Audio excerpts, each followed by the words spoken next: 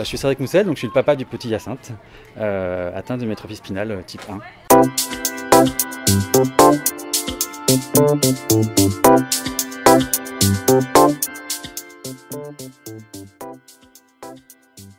C'est une maladie neuromusculaire, donc c'est une maladie dégénérative qui apparaît plus ou moins tôt dans la vie d'une personne. Hyacinthe, lui, sa malchance, c'est qu'elle a apparu très tôt, donc il l'a développée voilà, au cours de ses premiers mois de sa vie. C'est une maladie en fait, qui atteint la moelle épinière et ce qui fait que les muscles s'atrophient et en tout cas quand c'est des enfants, voilà, ils partent souvent très tôt parce qu'ils ont moins en moins de force musculaire, surtout au niveau des poumons. Alors oui, Hyacinthe, en fait, il est né la bonne période, c'est l'année où il y avait les essais et puis les premiers enfants injectés par cette nouvelle thérapie génique voilà, qui a été développée au sein du Généton. Et grâce à cette thérapie, cette maladie est, on va dire, gelée, puisque c'est une thérapie qui utilise un virus qui va à l'intérieur des cellules et qui va traiter, mettre le petit bout de gène qui manque dans les cellules.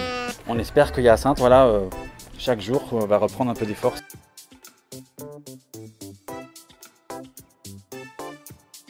Mais avant le traitement, Hyacinthe, il ne faisait pas ce qu'il fait actuellement. Il ne bougeait pas ses mains, il ne bougeait pas ses jambes, la tête tombait. Voilà, donc en fait, il était voilà, comme ça. Là maintenant, on voit qu'il tient sa tête, les mains, il peut faire quelque chose, il a plus de force dans les mains. Alors les jambes, c'est pas encore ça, il y a encore du travail, mais il y a quand même plus de force dans les jambes. Enfin, voilà, il y a quand même beaucoup de choses qui ont évolué dans le bon sens.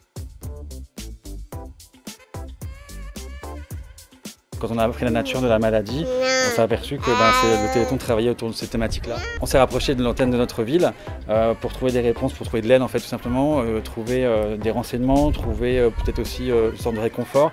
Il fallait remplir des dossiers, enfin, on avait tellement la tête dans le guidon, un peu sonné par l'annonce de la maladie, qu'on avait besoin un peu d'une béquille de soutien.